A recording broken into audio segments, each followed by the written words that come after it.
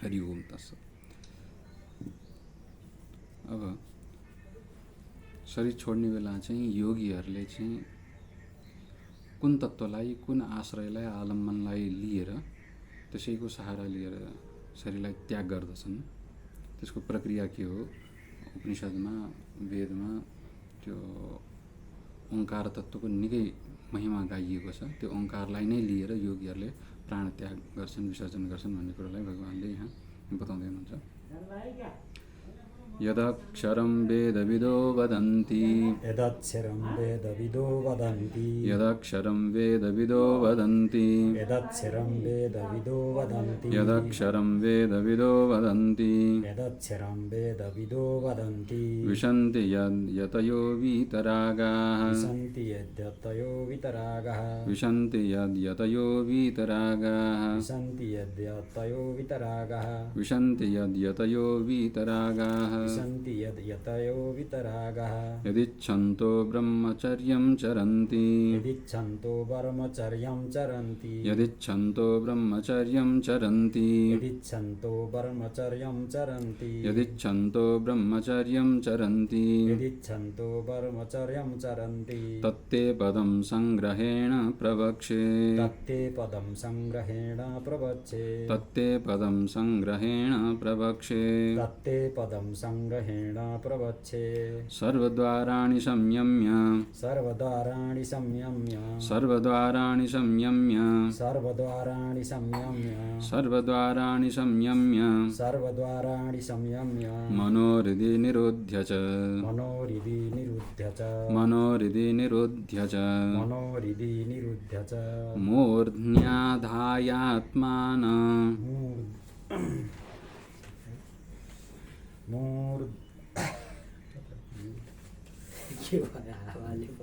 मूर्धाधायत्मनः प्राणम्, मूर्ध्न्याध्यायात्मनः प्राण, मूर्ध्न्याध्यायात्मनः प्राण, मूर्ध्न्याधायात्मनः प्राण, मूर्ध्न्याधायात्मनः प्राण, मूर्ध्न्याधायात्मनः प्राण, मूर्ध्न्याधायात्मनः प्राण, मास्थितो योगधारणम्, मास्थितो योगधारणम्, मास्थितो योगधारणम्, मास्थितो योगधारणम्, मास्थितो योगधारणम्, मास्थितो योगधारणम्, ओमित्येकाक्षरं ब्रह्म, ओमित्येकाक्षरं ब्रह्म, ओमित्येकाक्षरं ब्रह्म, ओमित्येकाक्षरं ब्रह्म, ओमित्येकाक्षरं ब्रह्म, ओमित्येकाक्षरं ब्रह्म, व्याहरन् मामनुस्मरन्, व्याहरन् मामनुस्मरन्, व्याहरन् मामनुस्मरन्, व्याहरन् मामनुस्मरन्, व्याहरन् मामनुस्मरन्,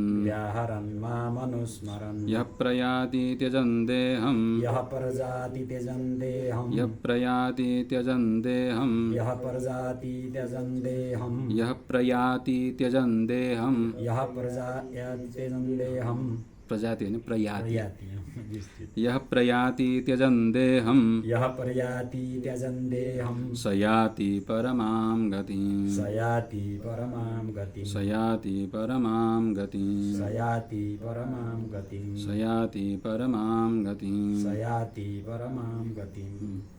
अब यहाँ ओंकारको विषयमा भगवानले बताउँदै हुनुहुन्छ। ओंकार नै त्यस्तो किसिमको आलम्बन हो जुन आलम्बनलाई आश्रय गरिसकेपछि परब्रह्मको इच्छा गर्नेले परब्रह्मको प्राप्त गर्छ र अपरब्रह्मको इच्छा गर्नेले अपरब्रह्मको प्राप्ति गर्दछ। यो दुवैको समष्टि व्यष्टि सगुण ब्रह्मलाई र निर्गुण ब्रह्मलाई दुईटैलाई बताउनको लागि समर्थ यदि कुनै मन्त्र छ, यदि कुनै त्यस्तो किसिमको शब्द छ भने ओंकार नै छ। ओंकारको राम्रो व्याख्या माण्डुक्य उपनिषदमा गरिएको छ र उपनिषदका वेदका प्रत्येक मन्त्रहरूमा ओंकार त प्रथममा लगाइन्छ, साथसाथमा ओम के हो भन्ने कुरोलाई चाहिँ विशेष रूपबाट वर्णन चाहिँ माण्डुक्य उपनिषदले त्यसको व्याख्या राम्रो गरेको छ। आखिर ओम तत्त्वमा सम्पूर्ण देवताहरू, देवीहरू, संसार, जगत तत्त्व र जगतातीत तत्त्व पनि समेटिन्छ। त्यो सारालाई ओमकारले वर्णन गर्दछ भन्ने कुरो उपनिषदले व्याख्या गरेको छ। अझ त्यही ओमलाई नै आश्रय गरेर चाहिँ भगवानले भन्नुहुन्छ कि जो योगीले आफ्नो शरीर परित्याग गर्ने बेला ओमकारलाई नै उच्चारण गरेर परमात्माको ध्यान गरेर शरीर छोड्दछ, त्यसको उत्तम गति हुन्छ भन्ने कुरोलाई यहाँ वर्णन गरिदिन्छ। त्योभन्दा पहिला चाहिँ अब ओंकार के हो यसको महिमा जबसम्म गाइँदैन तबसम्म त्यो विषयप्रति प्रवृत्ति हुँदैन। कुनै चिजमा कसैलाई प्रवृत्ति गराउनु पर्यो भने त्यसको वर्णन महिमा अलिकति गाइसकेपछि अनि त्यसमा रुचि हुन्छ नि त। त्यसै हुनाले चाहिँ अब यहाँ ओंकारको विषयमा अलिकति वर्णन गर्दै हुनुहुन्छ, त्यसको महिमा गाउँदै हुनुहुन्छ। वेदवेत्ताहरूले जसको बारेमा, जुन अक्षरको बारेमा गान गर्ने गर्दछन्, त्यो वेदवेत्ताहरू छन् जसले चाहिँ जुन अक्षरको बारेमा निकै नै महिमा चर्चाहरू गाउने गर्दछन्। प्रत्येक वेदका मन्त्रहरू उच्चारण गर्नुभन्दा पहिले त्यो अक्षरलाई लगाएर मात्रै अनि के गर्छन्, वेदका मन्त्रहरूको उच्चारण गर्ने गर्दछन्। अत वेदवेत्ताहरूले जुन अक्षरको बारेमा जान्दछन्, अब यहाँ जान्ने र त्यसलाई अनुभव गर्ने दुईवटा छुट्टै प्रक्रिया छ। अब यहाँ वेदवेत्ता, परोक्ष वेदवेत्ता वेदका अक्षरहरूलाई र त्यसका रहस्यहरूलाई त बुझ्दछन्, तर त्यसको अनुभूति छ भन्ने जरुरी छैन। त्यसै कारणले यहाँ दुईवटा योगी र वेदवेत्ता दुईवटाको उल्लेख छुट्टा छुट्टै यहाँ भगवान्ले गर्दै हुनुहुन्छ। त्यो वेदवेत्ता जसले जुन अक्षरको बारेमा चाहिँ खुबै महिमाको बारेमा उनीहरूले वर्णन गर्ने गर्दछन् र वीतरागी योगीहरू जसमा प्रवेशै गर्दछन्। वेदवेत्ताहरूले त त्यो तत्त्वलाई जानेका छन्, त्यो अक्षरलाई बुझेका छन्, तर जो वीतरागी योगीहरू छन्, अब यहाँ योगाभ्यासी जो योगीहरू छन्, हठयोग माध्यमद्वारा, राजयोगको माध्यमद्वारा, अब जसको जहाँ योग्यता छ त्यसै अनुसार अभ्यास गर्दै गइसकेपछि पछि गएर जुन अक्षरमा उनीहरू प्रवेश गर्दछन्, अब त्यसको लागि साधन, योगीहरूको लागि साधन चाहिँ यहाँ के बताउनु भन्दाखेरि वीतराग, राग रहित भइसकेपछि जबसम्म राग रहिरहन्छ तबसम्म त्यो अक्षरमा प्रवेश पाइँदैन। ओंकार अक्षरमा प्रवेश पाउनको लागि पनि यहाँ वीतरागको प्रयोग गरिएको छ। अब यसको तात्पर्य के छ भने ओंकारको जप गर्ने योग्यता र अधिकार कसलाई छ भन्ने पनि यहाँ सूचित हुँदैछ। ओम अहिले सबैले जप्ने गर्न थालेका छन्, ओमको महिमा धेरै ठुलो छ, तर ओम अलिकति खतरनाक मन्त्र पनि हो। ओंकारले के गर्छ भने बिस्तारै बिस्तारै बाहिरी संसारलाई हटाइदिन्छ। त्यसको कामै के छ भने लयतर्फ लाने भएको हुनाले ओंकारको लाभ छ। यदि ओंकारलाई अरू मन्त्रहरूसँग जोडेर यदि लगाइन्छ भने त्यो ओंकार सेतुको रूपमा काम गर्छ, पुलको रूपमा काम गर्छ, अरू मन्त्रको शक्तिलाई बढाइदिन्छ। र यदि केवल ओंकार मात्रको जप गर्ने हो भने संसारलाई घटाइदिन्छ। ओममा के हुन्छ भन्दाखेरि अकार छ, उकार छ र मकार छ। यसमा प्रक्रियाको छ भन्दाखेरि अ सृष्टिलाई बताउँछ, उ स्थितिलाई बताउँछ र म लयलाई बताउँछ। अनि अदेखि सृष्टिदेखि स्थिति र स्थितिबाट लयतर्फले धकेल्दै धकेल्दै लाने भएको हुनाले चाहिँ केवल ओंकारको मात्र जप गर्ने अधिकार कसलाई छ भन्दा वीतराग, जसलाई संसारप्रतिको कुनै मोहमाया छैन, राग लालच छैन, उसैको लागि चाहिँ ओंकारको जप विशेष श्रेयस्कर हुन्छ। भित्रपट्टि संसारको कामना राखेर ओंकारको जप गर्न थाल्यो भने उसलाई के छ भन्दाखेरि अब भित्र द्वन्द्व पैदा हुन्छ। भित्र संसारको कामना छ र जप चाहिँ के छ भन्दाखेरि संसारलाई हटाउने मन्त्रको गरिरहेछ नि त। त्यसै कारणले यहाँ चाहिँ भगवान्ले के भन्नुहुन्छ, वीतरागः यतयः, जो यतनशील छन्, अभ्यासी छन् योगीहरू, त्यस्ता योगीहरू यदि वीतराग छन् भने उनीहरूले के गर्छन्, ओंकारको ध्यान गर्दछन् र ओंकारमै प्रवेश पनि पाउँदछन्। त्यो वेदवेत्ताले जुन अक्षरको बारेमा निकै जानकारी राखेका छन्, वीतराग योगीहरूले जुन अक्षरमा प्रवेशै पाएका छन्, र साथसाथमा जुन तत्त्वको प्राप्ति गर्नको लागि चाहिँ ठुल्ठुला योगी ऋषिमुनिहरूले सबभन्दा ठुलो व्रत ब्रह्मचर्यको परिपालना गर्दछन्। यदि छन्तो ब्रह्मचर्यम चरन्ति भनेको छ। जुन तत्त्वको प्राप्ति गर्नुको लागि, परब्रह्म परमात्माको तत्त्वको प्राप्ति गर्नुको लागि ऋषि महर्षिहरूले, योगीजनहरूले, ध्यानीहरूले के गर्नुहुन्छ भन्दाखेरि ब्रह्मचर्य व्रतको परिपालना नै गर्नुहुन्छ। अब यहाँ ओंकारको जप रागरहित भएर ब्रह्मचर्यको परिपालना गरेर गर्नुपर्छ भन्ने कुरो नै यहाँ सूचित हुँदैछ। अब यहाँ ब्रह्मचर्य व्रत नै किन लियो त भन्दा संसारमा सबभन्दा कठिन व्रत के छ भन्दाखेरि ब्रह्मचर्य मानिन्छ नि। अब यहाँ ब्रह्मचर्य भनेर संयमलाई जताउन खोजेको, यो अष्टाङ्ग योगमा यम र नियम, ती सारा नियमहरूलाई पनि यहाँ बुझ्नुपर्छ। केवल ब्रह्मचर्य भनेर चाहिँ संयम चाहिँ खुब ब्रह्मचर्य गरिएको छ, तर वाणीमा संयम छैन, आहारमा संयम छैन, जे मन लाग्यो त्यही बोलेको छ, जे मन लाग्यो त्यही खाएको छ, जहाँ मन लाग्यो त्यही गएको छ, त्यस्तो किसिमको कुआचार गर्ने, तर ब्रह्मचर्य मात्रै परिपालना गर्ने मात्रै पनि भन्न खोजेको होइन भगवान्ले। यहाँ ब्रह्मचर्य भनेको सबभन्दा ठुलो, ब्रह्म भनेको ठुलो, व्रत भनेको नियम भयो। सबभन्दा ठुलो नियम पालन गरेकोले सानो नियम पालन गर्छ। अत समग्र व्रतलाई नै यहाँ यो परिलक्षित गर्न खोजेको। त्यो जुन तत्त्वको कामना राखेर ठुला ठुला ऋषिमुनिहरूले सबभन्दा कठिन व्रतलाई पनि उहाँहरूले परिपालना गर्नुहुन्छ। त्यो पदको बारेमा सङ्कलन गरेर सङ्ग्रह गरेर चाहिँ भगवान्ले बताउँछु भन्दै हुनुहुन्छ। यहाँ चाहिँ केवल प्रतिज्ञा वाक्य भयो। त अब जुन तत्त्वको प्राप्तिका लागि त्यस्ता ठुला ऋषिमुनिहरूले के गर्नुभयो, ब्रह्मचर्यको व्रतको पालना गर्नुभयो। जुन तत्त्वलाई चाहिँ योगीहरूले वितराग भएर चाहिँ त्यो तत्त्वमा प्रवेश पाए र जुन तत्त्वलाई चाहिँ वेदवेत्ताहरूले जान्ने कोसिस गर्दछन् र जान्दछन् पनि, त्यो तत्त्वलाई नै अब सङ्ग्रह गरेर सङ्कलन गरेर, चाहे त्यो परब्रह्मको रूपमा होस् चाहे अपरब्रह्मको रूपमा होस्, चाहे त्यसको सङ्केतको रूपमा होस् चाहे त्यसको वाचकको रूपमा होस्, त्यो शब्दलाई वाचक पनि मानिएको छ। त्यो परब्रह्मको र अपरब्रह्मको एकसाथ वाचक यदि शब्द खोज्ने हो भने अरू कुनै पनि पाइँदैन। जस्तै कुनै पनि शब्दहरूको उच्चारण गर्ने हो भने राम, शिव, कृष्ण भनेपछि आकार विशेष दिमागमा आइहाल्छ। राम भन्ने बित्तिकै श्याम वर्णको हुनुहुन्छ, दशरथ पुत्र हुनुहुन्छ, लक्ष्मणको भ्राता हुनुहुन्छ। कृष्ण भन्ने बित्तिकै बलरामको कान्छो भाइ भन्ने आउँछ, श्याम वर्णको हुनुहुन्छ। शिवी भनेपछि गौर वर्णको, पार्वती साथमा, नन्दी भृङ्ग आदि साथमा सबै के छ भने जति पनि शब्दहरू छन् सबैले के हुन्छ, सगुणलाई नै सूचित गरेको छ र हाम्रो मस्तिष्कमा चित्रै त्यही आउँछ। ओम भन्ने बित्तिकै के आउँछ त भन्दाखेरि अब यसको चाहिँ अब अर्थ नबुझिन्जेलसम्म चाहिँ ओम भन्ने अक्षर मात्रै आउँछ। ओम लेख्ने बित्तिकै ओम जस्तो अब लेख्ने 2-3वटा लिपि पद्धति छ, त्यही अनुसार होइन। अङ्ग्रेज हो भने AUM भन्छ होइन। नेपाली छन् भने अब ओमको आकारलाई नै ओ अनि म कसैले लेख्छन्, कसैले ओम नै एउटा विशेष मात्रामा लेख्छन्। त ओम भन्ने बित्तिकै दिमागमा कुनै सगुण आकार विशेष आउँदैन। र माण्डुक्य उपनिषदमा चाहिँ यसको विशेष चर्चा के गरेको छ, यसमा अकार, उकार र मकार 3 मात्रा छ, तर चौथो मात्राको पनि परिचर्चा गरिएको छ। त्यसपछि अमात्रा भनेर अकारको, उकारको, मकारको र साथसाथमा अमात्राको चौथो मात्रा अमात्रा मानिएको छ। अब अन्य उपनिषदहरूमा, तन्त्रको शास्त्रहरूमा चाहिँ काहीँ 8 मात्रा काहीँ 12 मात्रासम्म पनि परिगणना गरेको छ। तर मुख्यतया यी 3टा अकार, उकार, मकार 3 मात्रा भयो र त्यसपछि चौथो त्यो अमात्रा भने मात्रा नभए तापनि त्यो परम तत्त्वलाई बुझाउनुको लागि मात्राको परिकल्पना गरेर अमात्रा भनिएको। मात्रै नभएको मात्रा भन्नु खोजेको, वस्तु त्यो मात्रा छैन। त्यस्तो किसिमको ओङ्कार छ जसले सारा सगुण साकार ब्रह्मलाई पनि र निर्गुण निराकार ब्रह्मलाई पनि प्रस्तुत गर्न सक्छ। हाम्रो अगाडि बुद्धिको पहुँचमा पुर्याउन सक्ने भएको हुनाले ओङ्कार सबभन्दा ठुलो मन्त्र। र यसले बिस्तारै के छ भन्दाखेरि संसारको वासनालाई, कामनालाई घटाउँदै लान्छ। ओङ्कारको विशेष लाभ त्यही छ। अत वितराग योगीहरूले यसैको नै नित्य निरन्तर ध्यान जप गरिराख्छन् र यसको अभ्यास निरन्तर गरिसकेपछि मृत्युकालमा पनि उहाँहरूले के गर्नुहुन्छ भने हठयोगको अभ्यास, उनीहरूले हठयोगको अभ्यास गर्दाखेरि सर्वद्वाराणि संयम्य, उहाँहरूले के गर्नुहुन्छ, सम्पूर्ण द्वारहरूलाई पहिला संयम गर्नुहुन्छ। अब यो के हो भन्दाखेरि प्रत्याहार भयो। हठयोगको अनुसार जानुपर्दाखेरि सम्पूर्ण द्वारहरू इन्द्रियहरूलाई भनिन्छ। 9 द्वार हाम्रो शरीरमा मानिएको छ र इन्द्रियहरूलाई पनि द्वार, साधनलाई द्वार भनिन्छ। ढोका हो नि त प्रवेश गर्ने।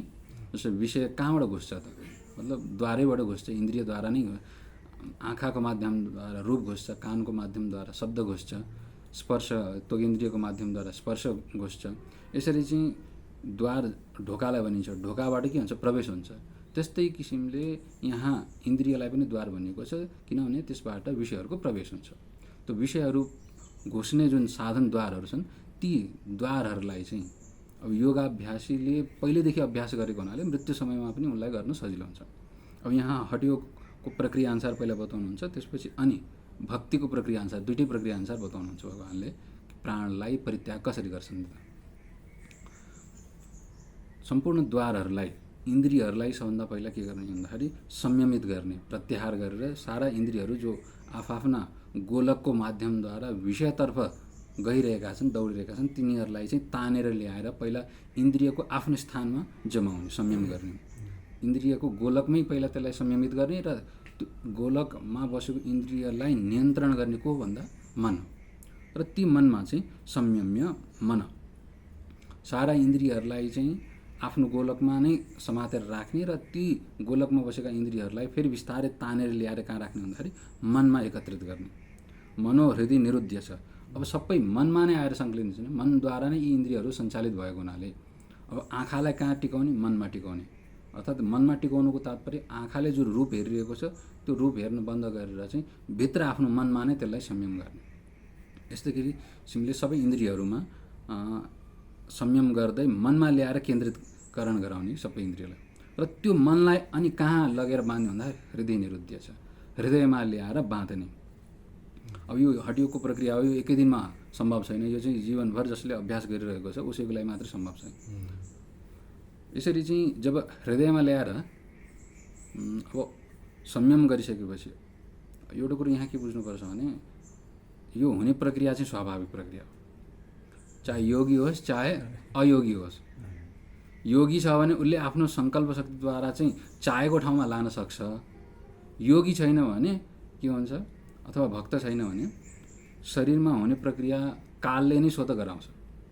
मृत्युको समयमा इन्द्रियहरू सबै एकत्रित हुन्छन् मनमा आएर, र मन गएर के छ भने हृदयमा एकत्रित हुन्छ, र त्यहीँ आएर सारा प्राणहरू केन्द्रीकरण हुन्छ र सबैलाई कसै प्राणले नै लान्छ। अब के हुन्छ अरे प्राणसँग मिलेर अब यहाँ सबै इन्द्रियहरूलाई प्राण पनि भनिन्छ है। अब प्राण शक्तिले सारा इन्द्रियलाई एकट्ठा गर्छ र कर्म शक्तिले र वासना शक्तिले उसको चित्तमा रहेको वासना र कर्म अनुसार उसको कस्तो किसिमको वासना छ र कस्तो किसिमले उसले कर्म गरेको छ त्यही अनुसार के हुन्छ प्राणले अनि अर्को शरीरको निर्धारण गर्छ कि अब अर्को कुन चाहिँ शरीरमा जाने के गर्ने भनेर, अनि जबरजस्ती त्यसबाट तानेर लान्छ उसले, प्राणले नै तानेर लान्छ। प्राणमा त हाम्रो संयम छैन नि त। अब योगीहरूको प्राणमा संयम भएको हुनाले अब त्यो प्राणलाई तानेर उनीहरूले लान्छन् सङ्कल्प शक्तिद्वारा चाहिँ योग अभ्यासद्वारा उनीहरूले के गर्छन् भन्दाखेरि त्यो प्राणलाई चाहिँ कहाँ लान्छन्, सुषुम्ना नाडीमा प्रवेश गराउँछन्। नत्र के हुन्छ व्यक्तिहरू यदि अति पापी छन् भने तमोगुणको प्रधानताले गर्दाखेरि तलतिर नरक आदिमा जान्छन् अथवा पशु आदि योनिमा जान्छन्। यदि सत्कर्मी व्यक्तिहरू छन्, जीवनभर शुभ कर्म गरेको छ, राम्रो कर्म गरेको छ भने सत्वगुणको प्रभावले गर्दा ऊर्ध्वलोक स्वर्ग आदिमा जान्छन्। यदि मिश्रण छ भने केही राम्रो गरेको छ केही नराम्रो गरेको छ, दुईटोको मात्रा लगभग बराबर जस्तै छ भने फेरि के हुन्छ उसले अर्को मनुष्य शरीरलाई धारण गर्छ। यसरी यो तीनटा गति शास्त्रले बताएको छ। तो उत्क्रान्ति, अधोक्रान्ति, त्यसपछि मध्यक्रान्ति र चौथो पनि अर्को गति छ, त्यो चाहिँ पछि बताउँला है, अक्रान्ति भन्ने छ कि।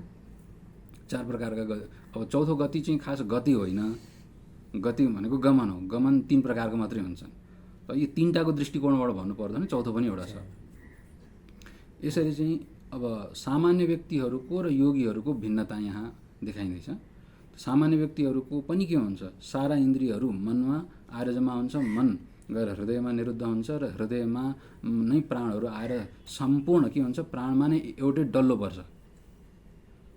अब प्राण छुट्ने बेला, शरीर छुट्ने बेला के हुन्छ सारा शरीरबाट इन्द्रियहरू शोषिँदै आउँछ। यसको उदाहरण यो उपनिषदमा कसरी दिएको छ भने प्राण उत्क्रान्ति हुने बेला, प्राण छुट्ने बेला के हुन्छ, जसरी एउटा बिरुवाहरू हुँदैन, बिरुवाहरूलाई ओखल्दाखेरि आसपासका माटोहरू पनि ओखलिन्छ कि ओखलिँदैन, निक्लिन्छ नि। त्यस्तै किसिमले जब शरीर छुट्छ त्यस बखतमा के हुन्छ सारा शरीरमा हाम्रो तादात्म्य अध्यास छँदैछ, म भन्ने भावना छँदैछ र त्योसँग इन्द्रिय जोडिएको छ, मन जोडिएको छ।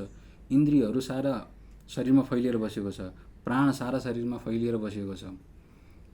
अब ती फैलिएका इन्द्रियहरूलाई जसरी जरा उखलिएको हुन्छ नि त्यसरी नै उखलेर एकट्ठा हृदयमा पहिला जम्मा गरिन्छ। अब त्यो जम्मा गर्ने कसो भने काल शक्ति अनुसार कालले गर्छ, कालले प्रेरित गरेपछि प्राणमा नै सबै यसरी जम्मा भएर आउँछन् र कर्मले नै तिनीहरूलाई के गर्छ अर्को शरीरमा अर्को फलमा धकेलिदिन्छ। अब यहाँ योगीको, अब यहाँ विशेष गरी हठ योगीको यसरी अभ्यास गर्ने जो जीवनभर यसरी इन्द्रियहरूलाई संयम गरेर मनलाई संयम गरेर प्राणलाई संयम गरेर जसले अब षट्कर्मदेखि लिएर प्राणायामको अभ्यासदेखि लिएर ध्यानको अभ्यास जीवनभर गरिरहेको छ र प्राणलाई संयम गरेर प्राणजयी भएर जसले सुषुम्नामा प्रवेश गर्ने अभ्यास बढाइसकेको छ त्यस्ता योगीहरूले चाहिँ मृत्युको समयमा पनि के गर्छन् भन्दाखेरि आफ्ना सारा इन्द्रियहरूलाई संयम गरेर पहिला मनमा एकत्रित गर्छन्, मनलाई हृदयमा ल्याउँछन् र त्यसमै अब त्यो हृदयमा ल्याइसकेपछि त्यहाँ हृदयमा प्राणलाई एकत्रित गर्दछन् र सारा इन्द्रिय मन बुद्धि प्राण जति पनि सूक्ष्म शरीर छन् त्यसलाई एउटै प्राणमा डल्लो बनाएर अब त्यो प्राणलाई कहाँ गर्छन् भन्दाखेरि सुषुम्नामा प्रवेश गराउँदछन् र सुषुम्नामा प्रवेश गराएर कहाँ छन् मूर्धनि आधाय आत्मनः, आफ्नो मनलाई जीवात्मालाई त्यही त्यो प्राणको साथमा चाहिँ मूर्धामा पुर्याउँछन् र सहस्र चक्र भेदन गरेर उनीहरूको ऊर्ध्व गमन हुन्छ। अब प्राणम त्यो मूर्ध्नि आदाय आत्मना प्राण, आफ्नो प्राणलाई चाहिँ यसरी चाहिँ मूर्धामा चाहिँ पुर्याएर मूर्धा भेदन गरेर के गर्छन् भन्दाखेरि योग धारणम आस्थित, त्यस्ता योगीहरूले चाहिँ योगको धारणा गर्दछन्। अब यो पनि एक विशेष प्रकारको प्राण त्याग गर्ने योगीहरूको यो धारणा हो, योगको अभ्यास हो।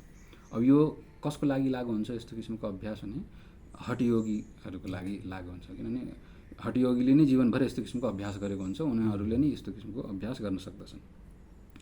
अब मूर्धामा पुर्याइसकेपछि प्राण छोड्ने बेला उनीहरूको ध्येय के हुन्छ र के मन्त्रको जप गर्दछन् भन्ने कुरालाई अब यहाँ सङ्केत गर्दै हुन्छ। ओम इत्येकाक्षरम ब्रह्म व्याहारम माम अनुस्मरण। र त्यस बखतमा जब प्राणलाई उनीहरूले मूर्धामा पुर्याउँछन् योगीहरूले, त्यस बखतमा ओम यो एक अक्षरको मात्रै उनीहरूले के गर्छन् जप गर्दछन्। ओम एक अक्षरको ध्यान जप गर्दछन् र परमात्माको स्मरण गर्दछन्। यस अवगतमा चाहिँ स्मरण के हुन्छ, परब्रह्म परमात्माको हुन्छ। अब स्मरण परमात्माको कसरी गर्छन् भन्ने एउटा कुरो अलिकति सामान्य, ओमको अर्थ नबुझिकन परमात्माको स्मरण कसरी हुन्छ भन्ने बुझिँदैन। त्यसको लागि अलिकति ओमको अर्थ पनि बुझिहालौँ है प्रसङ्गवश।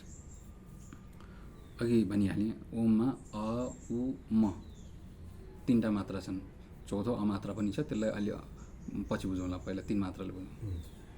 ठिक। अब अले केलाई जताउँछ भन्दाखेरि समष्टि र व्यष्टि जगतलाई जताउँछ। स्थूल समष्टि जगत, स्थूल व्यष्टि जगत। ठिक। यो सारालाई के चाहिँ अले बताउँछ। अ भनेपछि अहिले हामीले जति पनि देखिएको छ नि ब्रह्माण्ड, स्थूल ब्रह्माण्ड, यो स्थूल ब्रह्माण्डलाई केले बताउँछ, अले बताउँछ। ठिक। अब यो सारा ब्रह्माण्डमा जति पनि सबलाई अले बताउँछ, साथसाथमा प्रत्येकलाई पनि अले बताउँछ। अब यसलाई यसरी बुझौँ, यसलाई वेदान्तले शब्द पनि विशेष दिएको छ, विश्व र विराट भनेर दिएको छ। जस्तै यो स्थूल शरीर छ हाम्रो प्रत्येक जीवको, यो स्थूल शरीरमा अभिमान गर्ने चेतन पनि छ, जीव छ नि त। म भन्ने जो प्रत्येक शरीरलाई म भन्ने एउटा जीव छँदैछ। जसरी एउटा रुख हुन्छ र रुखहरूको एउटा समूह वन हुन्छ, त्यस्तै किसिमले यो एउटा स्थूल शरीर भयो र यो स्थूल शरीरको एउटा समूहात्मक एउटा ब्रह्माण्ड पनि स्थूल शरीर नै हो। त्यो पुरा ब्रह्माण्डलाई एउटा स्थूल शरीर मान्नु र त्यो ब्रह्माण्डको अन्तर्गत रहेको हाम्रो म भनेर अभिमान गरेको यो एउटा स्थूल शरीर हो। यो दुईटा फोर्स छ। अब हाम्रो अभिमान सारा ब्रह्माण्डमा सबै जे जति छन् त्यो म भन्ने अभिमान त हुँदैन, केवल आफ्नो शरीरमा मात्रै म भन्ने अभिमान हुन्छ। तर सारा ब्रह्माण्डले चलाउने एउटा तत्त्व पनि छ, त्यसलाई विराट भनिन्छ।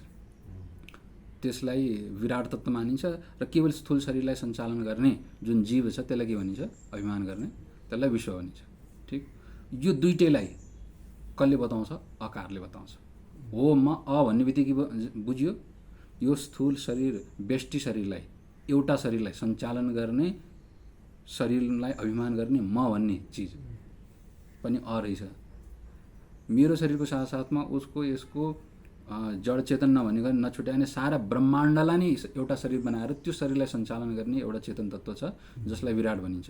त्यो विराटलाई पनि कसले बताउँछ, अले बताउँछ।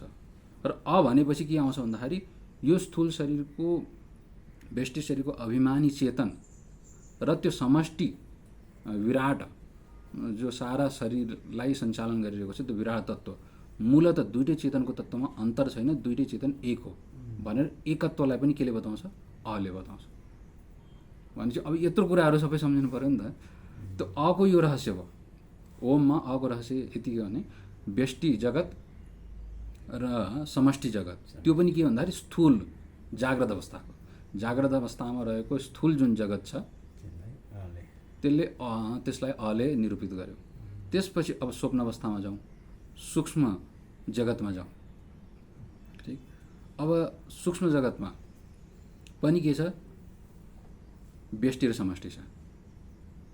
स्वप्न अवस्थामा पनि एउटाको शरीर छ र सबैको शरीर छ। त स्वप्न अवस्थामा सूक्ष्म शरीरको अवस्था आउँछ, जाग्रत अवस्थामा यो स्थूल शरीरको अवस्था भयो। अब स्वप्न अवस्था के को हुन्छ, सूक्ष्म शरीरको अवस्था हुन्छ। हुन त सूक्ष्म शरीरको अवस्था जाग्रत अवस्था पनि हो, जाग्रत अवस्थामा पनि सूक्ष्म शरीरले त काम त गरि नै रहेछ नि, नगरेको त होइन। तर त्यसमा प्रधानता के को छ भन्दा स्थूल शरीरको प्रधानता छ। स्वप्न अवस्थामा जानुहुन्छ भने स्थूल शरीरको त्यहाँ प्रधानता छैन, स्थूल शरीरले कामै गर्दैन, काम गर्ने भनेको केवल सूक्ष्म शरीरले मात्रै। अत सूक्ष्म शरीरमा मुख्य रूपबाट काम हुने कार्य कहाँ हुन्छ, कुन अवस्थामा? स्वप्न अवस्था हुन्छ। त्यो स्वप्न अवस्थामा सूक्ष्म जगत उत्पन्न हुन्छ, त्यहाँ व्यष्टि पनि छ, समष्टि पनि छ। स्वप्न अवस्थामा हामीले आफ्नो शरीरलाई पनि देख्छौँ, अर्काको शरीरलाई पनि देख्छौँ। त्यो आफ्नो शरीर भनेर म भनेर अभिमान जसले गर्दछ एउटा व्यष्टि शरीरलाई लिएर, त्यसलाई के भनिन्छ? तैजस भनिन्छ। त्यसको नाम चाहिँ वेदान्तमा तैजस दिएको छ। त्यसपछि सारा स्वप्न अवस्थाको जुन सूक्ष्म शरीर छ त्यो सबैलाई अभिमान गर्ने जुन चेतन छ त्यसलाई के भनिन्छ भन्दाखेरि हिरण्यगर्भ भनिन्छ। एउटा सूक्ष्म शरीरमा अभिमान गर्ने सूक्ष्म शरीर मेरो बुद्धि, मेरो अहङ्कार, मेरो आँखा, मेरो कान भनेर अभिमान गर्ने सूक्ष्म शरीरमा अभिमान गर्ने, व्यष्टिमा अभिमान गर्ने जीवको नाम के हो? तैजस भयो। र सम्पूर्णको जुन सूक्ष्म शरीर छ, सारा जगतमा रहेको जति पनि सूक्ष्म शरीर छ त्यो सारा सूक्ष्म शरीरलाई सञ्चालन गर्ने, अभिमान गर्ने जुन चेतन तत्त्व छ त्यसलाई हिरण्यगर्भ भनिन्छ। अब यो दुवैलाई केले बताउँछ? ओंकारमा उकारले बताउँछ। ऊ भनेपछि सूक्ष्म शरीरको अभिमानी चेतन व्यष्टि म जसलाई भन्छु होइन, म शब्दले जसलाई बताउँछ। अब म शब्दले बताउने चिज पनि अलग अलग छुटिँदैछ। हेर्नुहोस्, पहिला स्थूल शरीर थियो, त्यसको अभिमानी चेतन थियो। अब स्वप्न अवस्थामा गइसकेपछि के भन्दाखेरि सूक्ष्म शरीर आयो, सूक्ष्म शरीरको अभिमानी चेतन आयो, त्यसमा व्यष्टि पनि छ र साथमा समष्टि पनि छ। भनेपछि उसले केले बतायो? त्यो तैजस जीवलाई पनि बतायो र त्यो सारा सूक्ष्म शरीरको समष्टिलाई अभिमान गर्ने, त्यसलाई सञ्चालन गर्ने जुन हिरण्यगर्भ चेतन छ त्यसलाई पनि बतायो र साथसाथमा दुवैको एकतालाई पनि बताउँछ। वस्तु त भित्र हेर्ने खोज्ने हो भने दुईटैको चेतन तत्त्वमा, चैतन्यमा कुनै अन्तर छैन, अथवा दुईटैको एकतालाई पनि उसले बताउँछ। त्यसपछि अब आउँछ सुषुप्ति अवस्था, मकारको वाच्य अर्थ। त्यसपछि पहिला हामीले स्थूल जगतलाई समात्यौँ, त्यसपछि सूक्ष्म जगतलाई समात्यौँ, अब कारण जगतलाई समाउँछौँ। सूक्ष्म कहाँबाट आयो त? स्थूल कसरी भयो त भन्दाखेरि कारणबाट बन्यो नि त। मूल कारण अविद्यालाई भनिन्छ, मायालाई भनिन्छ है। त्यो मूल कारणमा अभिमान गर्ने, व्यष्टिमा अभिमान गर्ने चेतन र समष्टिमा अभिमान गर्ने चेतन, दुइटैलाई। अब व्यष्टिमा अभिमान गर्ने चेतनलाई नाम के दिएको छ भने प्राज्ञ भनेर दिएको छ।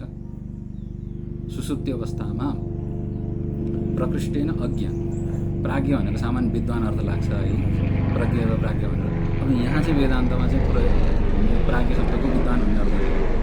प्र अज्ञ जोड्यो भने के हुन्छ? प्र भने प्रकर्ष रूपमा, अत्यधिक रूपमा, अज्ञ भनेको के पनि नजान्ने, त्यस कारणले प्राज्ञ भनिन्छ। ठ्याक्कै उल्टो अर्थ छ। अब प्रज्ञ भनेको प्रकृष्ट, प्रज्ञ र प्राज्ञ हुन्छ नि त। अब यो समय परिस्थिति र कुन शास्त्रमा प्रयोग भएको छ त्यो अनुसार अर्थ फरक हुन्छ कि। प्राज्ञ भनेको मूर्ख भन्ने नि अर्थ हुन्छ, विद्वान भन्ने नि अर्थ हुन्छ। अब यहाँ प्राज्ञ जुन वेदान्तले प्रयोग गर्यो नि, सुसुप्ति अवस्थामा, जस्तै जाग्रत अवस्थामा तपाईँको जगतको ज्ञान भइरहेको थियो, स्थूल जगतको। स्वप्न अवस्थामा सूक्ष्म जगतको जानकारी भइरहेको थियो। जब तपाईँ सुसुप्ति गाढ निद्रामा पुग्नुहुन्छ के को ज्ञान हुन्छ? अत्तो पत्तो कसैको के पनि हुँदैन। प्रकृष्ट अज्ञानमा जानुभयो नि त, अज्ञमा के पनि थाहा पाउनुहुन्न, बाह्य जगतको बारेमा के पनि थाहा हुँदैन, केवल म छु र मलाई के थाहा छैन भन्ने जानकारी हुन्छ। आफ्नो र आफ्नो अज्ञान दुईटा बाहेक अरू के पनि थाहा नहुने भनेकोले प्रकृष्ट अज्ञ भएको हुनाले त्यसलाई के भन्छ? व्यष्टि जुन कारण अवस्थाको अभिमानी चेतन छ त्यसलाई के भनिन्छ? प्राज्ञ भनिन्छ। यो चाहिँ यसको अनुभव कहाँ गर्न सकिन्छ भने सुसुप्ति अवस्थामा हामीले गर्न सक्छौँ।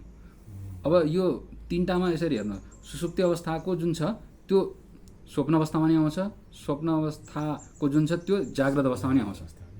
भनेपछि सुसुप्ति अवस्थाको जो चेतन अभिमानी छ त्यो चाहिँ तीनै अवस्थामा आउँछ, चौथो अवस्थामा चाहिँ त्यो जान सक्दैन।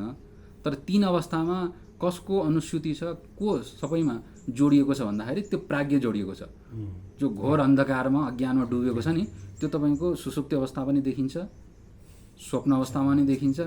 त्यो नै त्यसले अलिअलि जानकारी बढाउन थालेपछि, सूक्ष्म शरीरलाई लिएपछि अलिकति जानकारी बढाउन थाल्छ, त्यो तैजस भएर आउँछ।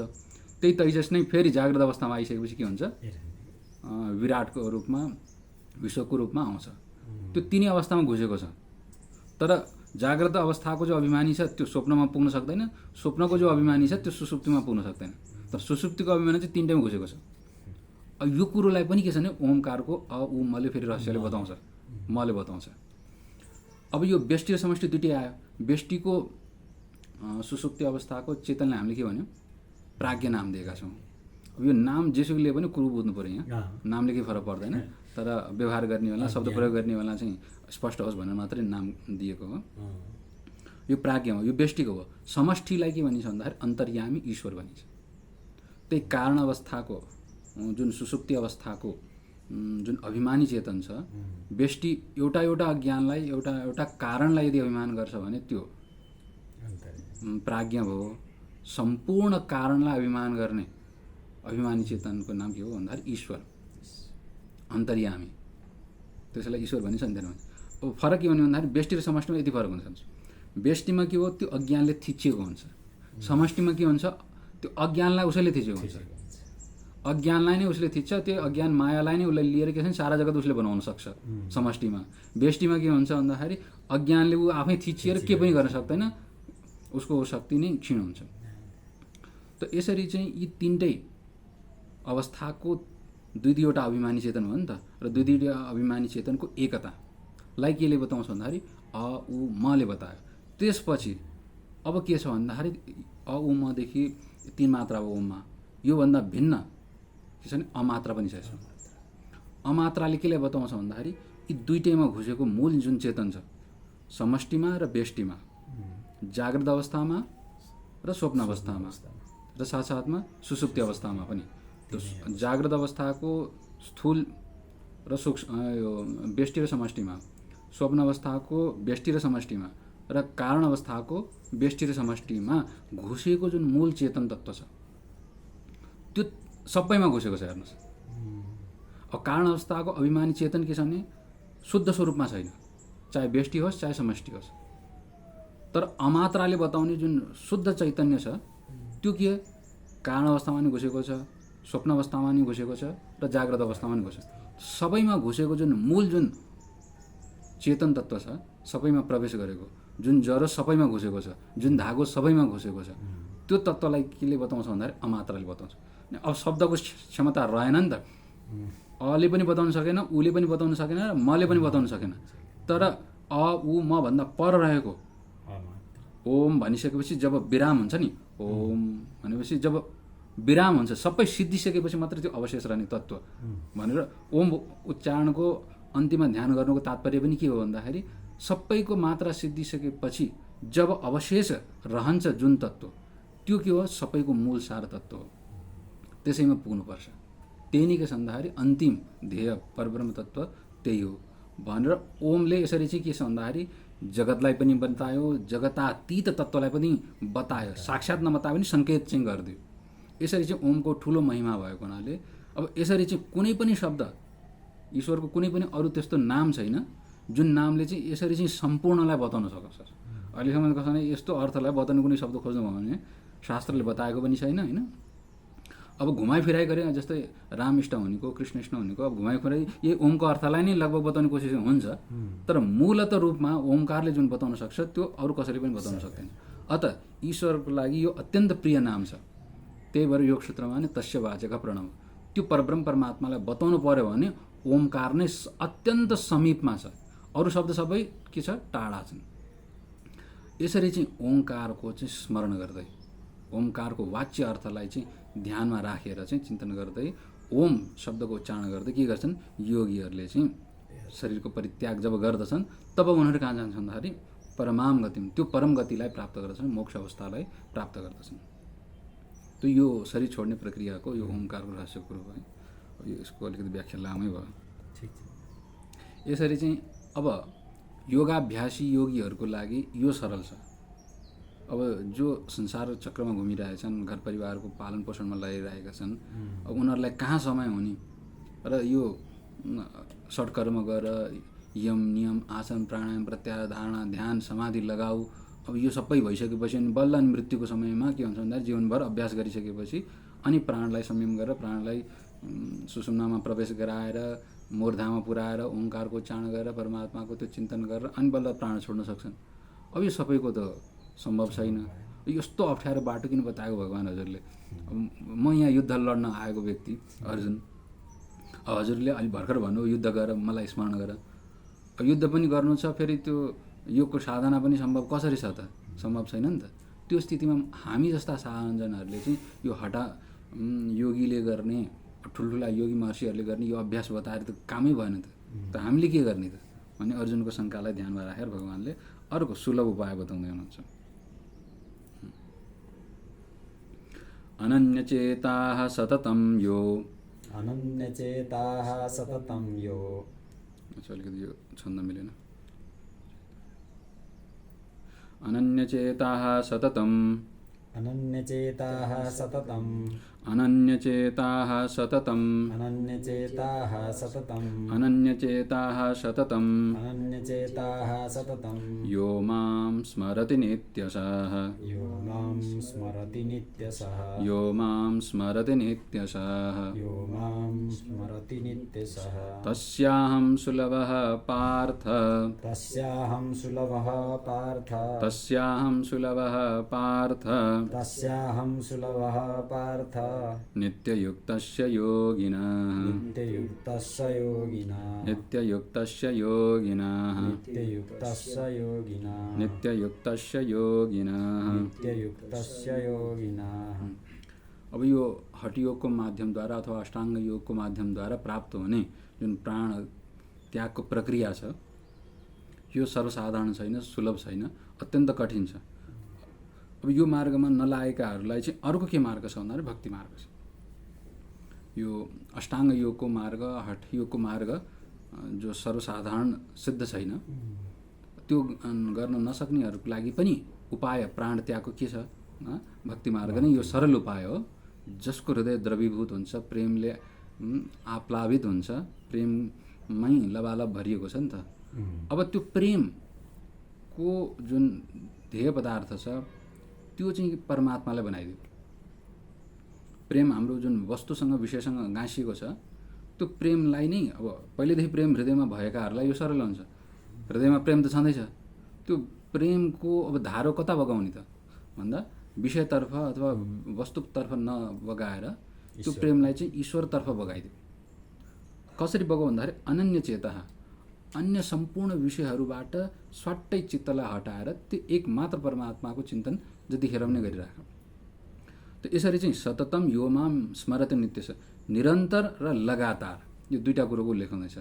सतत दीर्घकाल र नैरन्तर, योग सूत्रमा त्यही कुरोको उल्लेख गरिएको थियो। निरन्तर र दीर्घकाल यो दुईटा अति आवश्यक छ।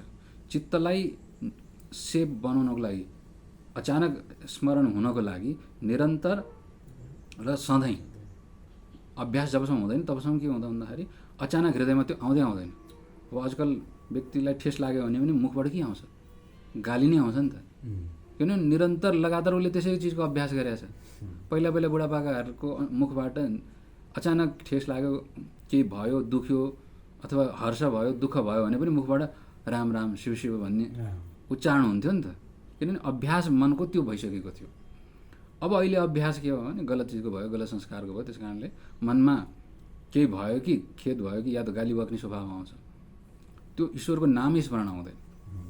अब यहाँ भगवान्ले के भन्नुहुन्छ भने नित्य छ, निरन्तर र सततम लगातार के गर भन्दाखेरि माम स्मर, मलाई नै स्मरण गर्दा भन्दै हुनुहुन्छ। कसरी गर भन्दाखेरि अनन्य चेता, स्मरणको प्रक्रियामा चाहिँ अरू विषयहरूलाई नघुसौ। हृदयमा जब ईश्वरको चिन्तन गर्ने बेला आउँछ त्यस बेला चाहिँ अन्य विषयहरूलाई छाँटकाँट गरेर केवल एउटा मात्र विषयको चिन्तन गर्ने अभ्यास गर। अब यो जहाँ प्रेम हुन्छ यो तब सम्भव छ। प्रेम नभइकन अरू विषयको चिन्तन नगरिकन एउटा मात्रको विषयको चिन्तन गर्न सम्भव छैन। जो प्रेमी हुन्छ उसले के छ भन्दाखेरि प्रेमीकै चिन्तन गरिरहेको हुन्छ, प्रेमिकाका नै चिन्तन गरिरहेको हुन्छ। प्रेमले के गर्छ? चित्तलाई तानेर त्यो प्रिय विषयमा नै घुसाउँछ। अत प्रेमको यो ठुलो महत्त्व छ। भक्ति प्रेमकै स्वरूप हो। अत जहाँ भक्ति, अब यहाँ लोकमा चाहिँ प्रेम भनेपछि स्त्री पुरुषको प्रेम भन्ने बुझिन्छ, भक्ति भनेपछि ईश्वर भन्ने बुझिने हुनाले चाहिँ भक्ति र प्रेमलाई छुट्टा छुट्टै शब्द प्रयोग गरिएको। वस्तु त त्यसको मूल तत्त्व हेर्ने हो भने, सार हेर्ने हो भने प्रेम नै छ। अब प्रेमले के छ भने चित्तलाई तानेर ल्याएर के कहाँ लगाइदिन्छ? प्रिय विषयमा घुसाइदिन्छ। अन्य विषयको सोच्ने विचार गर्ने त टाइमै दिँदैन। अत हृदयमा प्रेम हुनेहरूलाई यसरी नै अभ्यास गर्नु भन्दै हुनुहुन्छ। प्रेम नहुनेहरूको पनि कसो भने सँग गर्दै गएपछि प्रेम बढ्दै जान्छ। प्रेममा हाल्नको लागि चाहिँ जति त्यसको सँग गर्दै जान्छौँ, जति त्यसको बारेमा चिन्तन गर्दै जान्छौँ, त्यसको गुणको चिन्तन गर्दै जान्छौँ, त्यति के हुन्छ हृदयमा प्रेम बढ्दै जान्छ, त्यसप्रति श्रद्धा, प्रेम, विश्वास बढ्दै जान्छ। जति त्यस वस्तुको विषयमा अथवा त्यो विषयमा हामीले नकारात्मक सोच राख्छौँ नि, नराम्रो अवगुणहरूको खोज खनन गर्दै जान्छौँ, त्यति द्वेष बढ्दै जान्छ। त्यो विषयको गुणलाई लिएर प्रेम बढ्ने हो। तर कहीँ कहीँ कस्तो भन्दाखेरि शत्रुता छ भने चाहिँ गुणलाई लिएर पनि फेरि द्वेषै बढ्छ। त आफ्नोपन चाहिन्छ त्यसमा। आफ्नो मेरै हो भन्ने भाव भइसकेपछि, म नै हुँ, मेरै हो भन्ने भाव भएपछि त्यसमा जब गुणको चिन्तन बढ्दै जान्छ तब प्रेम पनि बढ्दै जान्छ। सँग बढ्दै गएपछि प्रेम पनि बढ्दै जान्छ। यसरी सँगले, गुणको चिन्तनले र आफ्नोपनले के गर्ने भन्दाखेरि हृदयमा प्रेम बढाउँदै जाने, भक्ति बढाउँदै जाने, र भक्ति बढ्दै गएपछि त्यसैको निरन्तर तिमी चिन्तन गर्दै जाऊ। त्यस्तो किसिमको नित्ययुक्त, यसरी नित्य लगातार लागिरहेको यो पनि योगी हो। केवल हठयोगी मात्रै योगी होइन, भक्ति मार्गमा लाग्ने, प्रेम मार्गमा लाग्ने पनि के छ भन्दाखेरि योगी नै हो। उपाय त उसले गर्यो नि त, प्रेम नै उपाय हो। योग शब्दको अर्थ एक उपाय पनि हुन्छ। जसले उपायलाई अपनायो उसलाई के भनिन्छ? योगी भनिन्छ। योग मतलब उपाय, उपाय जोसँग छ ऊ योगी, प्रेम जोसँग छ ऊ पनि योगी।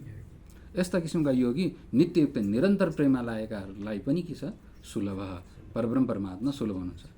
अन्यहरूको लागि हठयोगको अभ्यास प्राणलाई सुषुम्नामा प्रवेश गराउने अति दुर्लभ छ। तर यो प्रेम संसारमा सबैको, माताको, पिताको, संसारको प्रेम अब स्वाभाविक रूपबाट हृदयमा देखिएको छ। त्यो देखिएको स्वाभाविक प्रेमलाई चाहिँ परमात्मातर्फ यदि तिमीले मोड्न सक्यौ भने र त्यसको अभ्यास बढाउँदै सक्यौ भने त्यस्तोको लागि परमात्मा मृत्युकालमा पनि सुलभ हुन्छ। अन्य कालमा त अभ्यास गर्दै गर्दै गर्यो र मृत्युकालमा उसको अब जुनसुकै स्थिति होस्, उसले मृत्युकालमा कफले, बातले परमात्माको स्मरण गर्न नसके पनि परमात्माले नै उसलाई स्मरण गरेर आफ्नोतर्फ तान्नुहुन्छ। यसरी चाहिँ परमात्माले यहाँ यो दुईवटा उपायलाई बताउनु भयो। एउटा हठयोगको प्रक्रिया अनुसार प्राण छोड्ने प्रक्रिया, जहाँ ओमकारको उच्चारण हुँदै परमात्माको स्मरण हुन्छ र प्राणलाई चाहिँ मूर्धाबाट छेडेर निकालिन्छ। र अर्को परमात्माको भक्ति गर्दै, चिन्तन गर्दै, उहाँकै नित्य स्मरण गर्दै प्राण छोड्ने अर्को पनि यो के छ भने गति। अन्ततः के छ, यो दुईटैको फल के हो त? यो फललाई चाहिँ अगाडि बताउनुहुन्छ। यति नै गर्ने कि अगाडि बढ्ने? यति नै गर्ने समयभन्दा हरि ओम। शान्ति शान्ति।